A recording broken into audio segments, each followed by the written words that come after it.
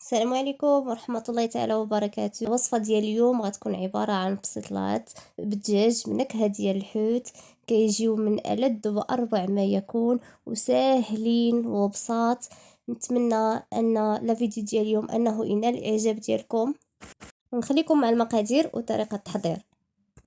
عندي هنايا تقريبا واحد 500 غرام من صدر الدجاج مقطع طريفات صغار، وعندي هنايا جوج بصلات متوسطين مشلضين، وعندي هنايا واحد 3 ملاعق كبار ما بين القزبر والمعدنوس.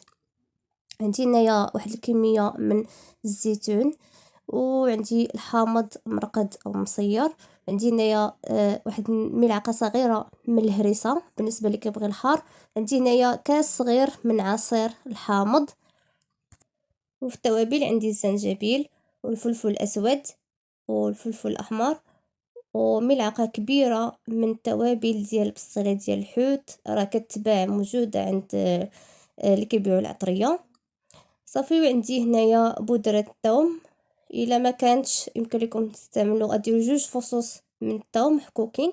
وعندي صلصه ديال الصوجه، وعندي هنايا الشعريه الصينيه تقريبا 150 غرام. صافي. هادو هما المكونات اللي غادي نحتاجو.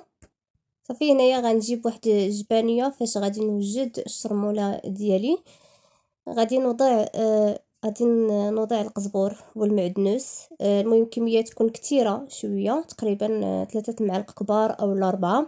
وغنضيف عليهم ملعقه من التوابل ديال بصيله السمك، وملعقه صغيره من الفلفل الاحمر، ونصف ملعقه صغيره من الفلفل الاسود، وغنضيف نصف ملعقه صغيره من الزنجبيل، وغنضيف عليهم كذلك العصير ديال حامضه اولا جوج حامضات. صافي. وهاد الشرموله هادي غادي نوجدها كلها في هاد الجبانيه. من الاحسن ان هاد الطريقه هادي كتكون مزيانه صراحه نوجدوها، ومن بعد نبقاو غادي نقسمها على ما بين الدجاج والشعريه الصينيه. صافي. هنايا ضفت الحار على حساب اللي كيبغيه، على حساب الا كنتو كتبغيوه ديروه. كاين اللي ما كيبغيش الحار ما غاديش يديرو، غير هو كيعطيه واحد النسمه رائعه صراحه. هنايا ضفت كذلك الحامض المرقد اولا المصير. صافي. هنايا من بعد ما غادي نضيف الحامض على الشرموله ديالي غادي نخلطها.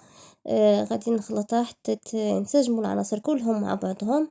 صافي. ومن بعد غادي ندوزو للطريقه ديال الطهي. صافي. هنايا كنخلطها غير بيديا الصراحه، ما كاين ما احسن من اليد. صافي. هنايا من بعد ما خلطها غادي وضعت المقله ديالي فوق النار، وضفت فيها قليل من الزيت، وضفت عليها البصله، وغادي نضيف عليها شويه ديال الملح، وغادي نبدا نحركها حتى تشحر ليا شويه. صافي. ومن بعد غادي نضيف عليها صدر الدجاج، ومن بعد غنضيف عليهم النصف ديال الشرموله اللي وجدت من قبل، والنصف الاخر غادي نخليه للشعريه الصينيه. صراحه هاد الشرموله هكا باش مزيانه، يعني عوض ما نبقى ندير كل حاجه بوحدها. هنايا وجدت الشرموله ديالي كلها دقه وحده. صافي. هنايا كنبدا نشحر الدجاج مع الشرموله والبصيله، والنار تتكون مهيله باش يطيب لينا غير باش ديك البصله تطلق الماء ديالها، وغطيب لينا هاد الحشوه هادي غير في الماء ديال البصله، ما نضيفوش عليها لا ماء لا والو. صافي. هنايا ضفت عليها الزيتون وواحد الريحه البنات طالعه معايا يا سلام، تقولي غير البصله ديال الحوت وصافي. صافي. هنايا ضفت عليها كذلك قليل من صلصه الصوجه. صافي. وغادي نبدا نحرك فيها حتى طيب لي الحشوه ديالي وتتشرب هذاك الماء. هنايا في نفس المقله من بعد ما حيت منها ديك الحشوه وضعت فيها الشعريه الصينيه، وضفت عليها قليل من الزيت وما تبقى من ديك الشرموله. صافي. هنايا غادي نشحرها واحد شويه مع ديك الشرموله وفي الزيت. صافي. ومن بعد ملي غادي توجد غادي نطفي عليها، وغادي نخلط الشعريه الصينيه مع الحشوه ديالي. بالنسبه للورقه ديال البسطيله غادي نخدم بالورقه الصغيره، ما غاديش نديرو الكبيره، من الاحسن اننا نخدمو بغير هاد الصغار هادو. صافي. وعندي هاد ليمول هما فاش غادي نعمر البسطيله ديالي باش يعطيوني داك الشكل دائري. صافي هنايا من بعد ما وضعت الورقه دهنتها بشويه ديال الزبده المذابه ووضعت فيها الحشوه، قليل من الحشوه، وغادي نبدا نطوي الورقه على هذا الشكل. ودائما ندهنها بشويه ديال الزبده وكنعاود نطويها من الجهه الاخرى، وانا كندهنها دائما بشويه ديال الزبده حتى كنكمل الطويان ديالها. صافي وهنايا كنحيدها من هذا المول وكنحطها على جنب، وغادي نعاود نغلفها بورقه واحده اخرى، ودائما الجهه اللي ملسه كنرجعوها لتحت والجهه اللي حرشه كنرجعوها للفوق. وهنايا الورقه ديال البسيطله ديالي كندير العكس ديالها، الجهه اللي طويت ديال كنرجع لتحت. صافي وهنايا كنبدا نطوي الورقه ديالي وكندهنها بابيض ديال البيض باش تلصق لينا. صافي من بعد ما غادي نطويها ودائما كندهنها بابيض ديال البيض، كنضغط عليها باش هكا باش الشكل ديالها يتقاد وتجيني على شكل دائري. بالنسبه لهاد ليمول الا ما عندكمش يمكن لكم تستعملوا غير ديك الغطايه نتاع شكلاط نيتولا، راه حتى هي كتعطيكم الشكل ديالها داير وزوين. صافي وهذا هو الشكل ديالها من بعد ما كملتها. غادي نعاود معكم وحده اخرى بنفس الطريقه.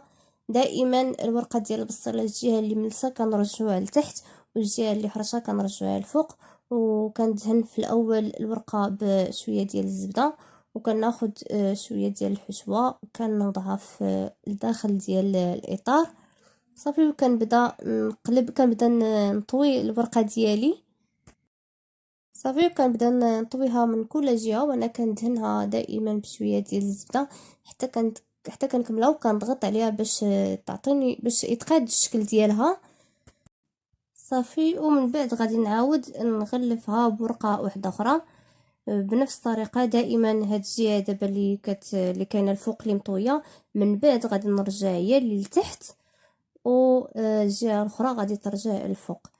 صراحه البنات هاد البسيطلات كيجيو رائعين وكيجيو لذاذ تقولوا تاكلوا غير بسيطلات ديال الحوت. نتمنى صراحه انكم تجربوهم، راهم ساهلين وبساط، يعني ما فيهمش مكونات اللي هي كثيره. صافي هنايا من بعد ما وضعت البسيطله ديالي هنا كنبدا نطوي عليها هذيك الورقه وكندهنها بابيض ديال البيض باش تلصق ليا. صافي من بعد ما غادي نكملها غادي نضغط عليها باش يتقاد ليا الشكل ديالها. وبنفس الطريقه غادي نعمر البسيطلات ديالي كلهم اللي عندي، راه ساهلين. صافي هنايا غادي نضغط عليها كما كتشوفوا وغادي تشوفوا الشكل ديالها كيفاش تجي. راه هذا الاطار هذا كيعاوننا باش انها تجينا على هذا الشكل باش الشكل ديالها يكون مقاد. هنايا تقريبا كملت البسطله ديالي. عندي هنايا اصفر بيضاء مع قليل من صلصه الصوجه. غادي ندهنهم وغادي ندخلهم الفران. هذه الطاوه الاولى. بالنسبه للفران انا شاعله على درجه الحراره 180 وشاعله من الفوق ومن التحت. صافي غادي ندخل الطاوه الاولى بما غادي ندهن الطاوه الثانيه. صراحه هنايا عطاتني واحد خرجوا لي واحد الكميه اللي هي مزيانه. صافي دابا غادي ندخلهم الفران ومن بعد غادي نتلاقاو باش نشوفوا التقديم ديالهم. هنايا من بعد ما زينتهم الفران زينتهم شرائح ديال الحامض وبالزيتون. والتزيين دائما كيبقى على حسب الاختيار. صراحه راه جاو لذاذ وجاو رائعين. نتمنى انكم تجربوهم ونتمنى ان الفيديو ديال اليوم انه ينال الاعجاب ديالكم. وكما ديما ما تنسونيش من التعليق ديالكم لدعم القناه، وما تنساوش بارطاجيو الفيديو مع الاهل والاحباب. ولا كنتو اول مره تزوروا القناه ديالي مرحبا بكم وفعلوا الجرس باش دائما توصلوا بالجديد. وشكرا لكم على المتابعه والى اللقاء.